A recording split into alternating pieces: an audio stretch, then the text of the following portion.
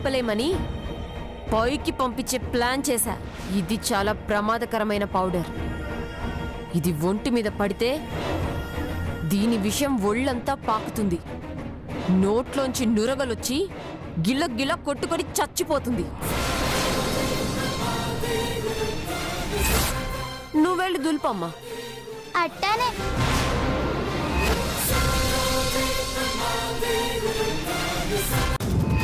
నువ్వు వెళ్ళి current wire connection ఇచ్చి పెట్టు. నేను ఇలా వచ్చి అలా నెట్టేస్తా. అది వెళ్ళి ఆ వైర్ మీద పడుతుంది.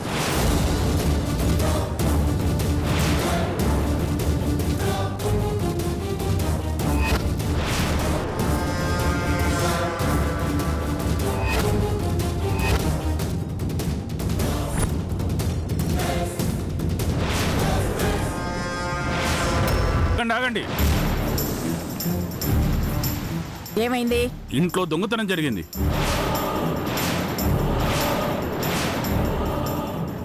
ఎవరే నీ నగలు కొట్టేసింది? మీకెవరి మీదైనా అనుమానం ఉంటే చెప్పండి. ఎవరి మీద ఉంటుంది? ఇదిగో ఈ గంగ మీదే.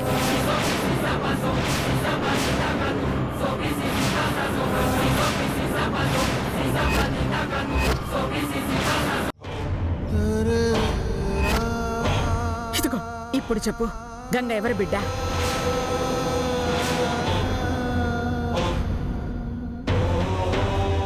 గంగమ్మ వదిన కూతురు కాదమ్మా.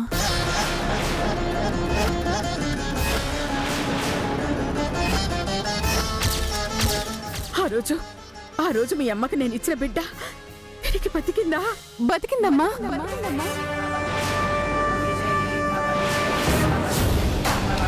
అమ్మా, ఆ జమీందారు లేదు, ఆ మచ్చం అలాగే తింటుంది తెలుసా? జమీందారు బిడ్డ జమీందారులా కాకుండా గోడం ఒళ్ళలా తింటదా? ఏటి జమీందార్ బిడ్డ? జమీందార్ బిడ్డ ఎవరు? గంగే.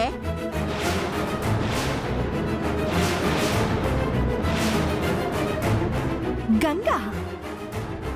మన గంగ జమీందార్ బిడ్డేటి?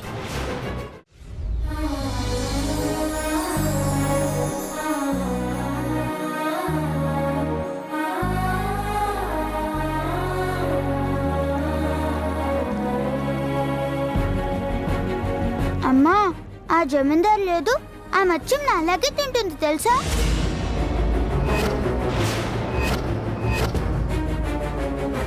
చేటి ఆవిడ అచ్చు నీలాగే తింటుందా?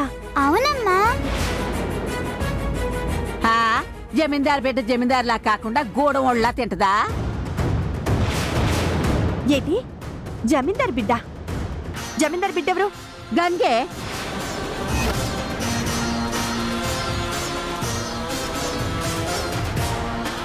గంగా? మన గంగ జమీందార్ బిడ్డేటి?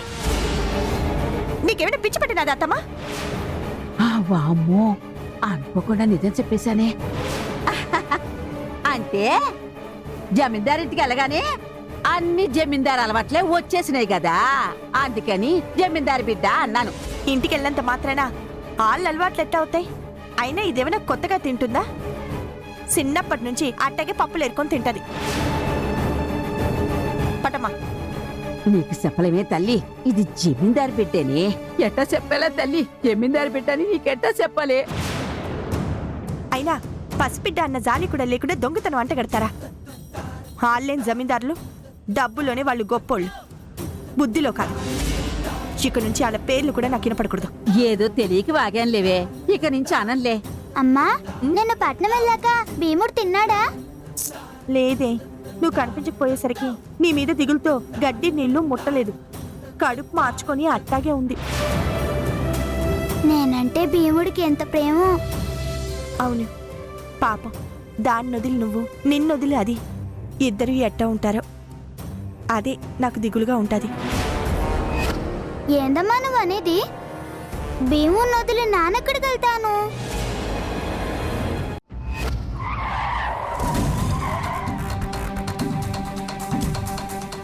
ఏంటల్లుడు గారు, మీరు వెళ్ళిపోతారా?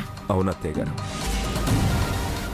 ఇన్నాళ్ళు మన మంగ కనిపించలేదని, తన కోసం రాజేశ్వరి దిగులు పెట్టుకుందని, అమ్మతో పని మీద బెంగళూరు వెళ్తున్నానని అబద్ధం చెప్పి ఇక్కడ వచ్చున్నాను. ఇప్పటికీ వెళ్ళకపోతే అమ్మ ఫీల్ అవుతుంది. అమ్మా అది ఛీ, నోర్మై. ఊరెళ్తున్నానని అబద్ధం చెప్పి అత్తారింట్లో ఉండడానికి సిగ్గులేదు నీకు? సిగ్గుపడ్డానికి ఆయన ఏమైనా పరాయి వాళ్ళ కోసం ఉన్నారా? ఆయన బిడ్డ కోసం ఉన్నారు. బిడ్డ కోసం వెతికారు. చాలు. అదో బిడ్డ, వీడొక తండ్రి. సిగ్గుచేటు. చాముండేశ్వరి దేవి,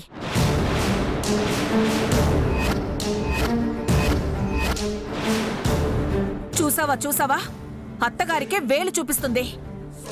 అత్తగా మాట్లాడుంటే నేను కోడలిగా మర్యాద ఇచ్చుండేదాన్ని. కానీ మీరు మీ వయసు స్థాయి దిగజారే మాటలు మాట్లాడుతున్నప్పుడు ఈ రాజేశ్వరి ఇలాగే రియాక్ట్ అవుతుంది. నోర్మై, వింటున్నాం కదా అని పురాణాలు చెప్పకు. అసలు నేను అన్నదాంట్లో తప్పే ఉందే?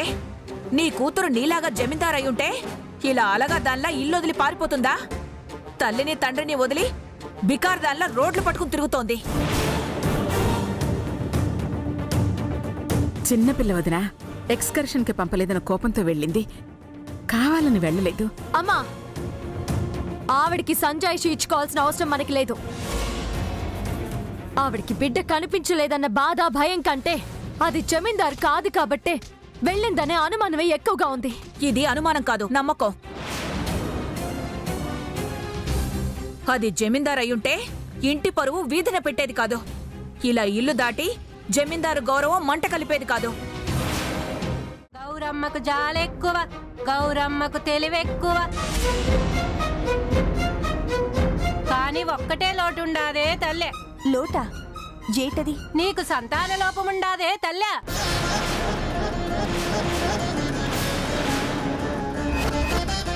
ఏంది? నా పెళ్ళానికి సంతాన లోపం ఉండదా? ఈ పిల్ల నీది కాదు, నీ రక్తం కాదు.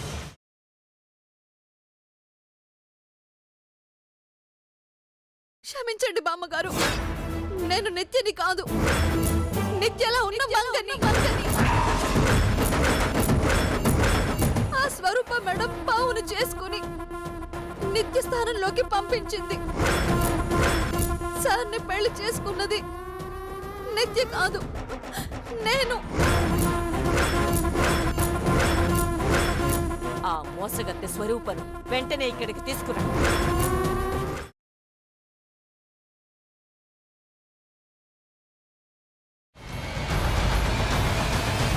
నువ్వెందుకు వచ్చావు ఇక్కడికి? సార్ తొందరగా కోలుకోవాలని అమ్మవారి గుడికి వెళ్ళి కుంకుమ తీసుకొచ్చాను మేడం. చేసిందంత చేసి ఇప్పుడు ఏడుస్తున్నావా? నీకు ఉద్యోగం ఇస్తే నా మనవడిని మార్చేస్తావని నా కోడలేదో నీ మీద ఆశ పెట్టుకుంది. కానీ మమ్మల్ని అందరినీ ఇలా వేదన గురి చేస్తావని తెలుసుకోలేకపోయింది.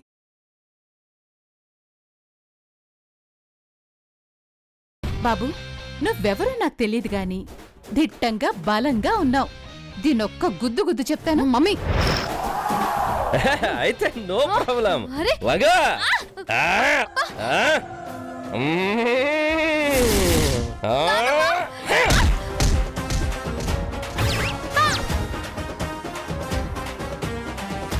అబ్బా మమ్మీ,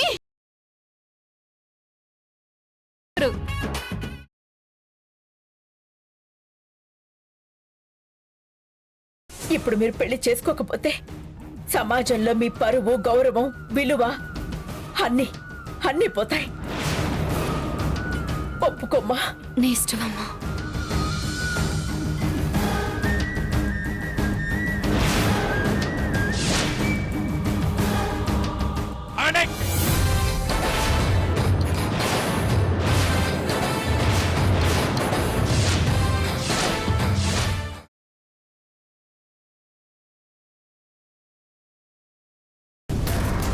అలా జరగడానికి వీల్లేదు. నీ మాయ మాటలతో నన్ను కన్ఫ్యూజ్ చేసి కన్విన్స్ చేయాలని చూడకు.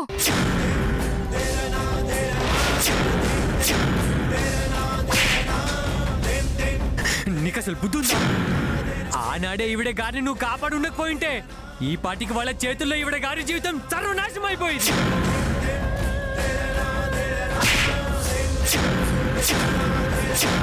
అంజలి!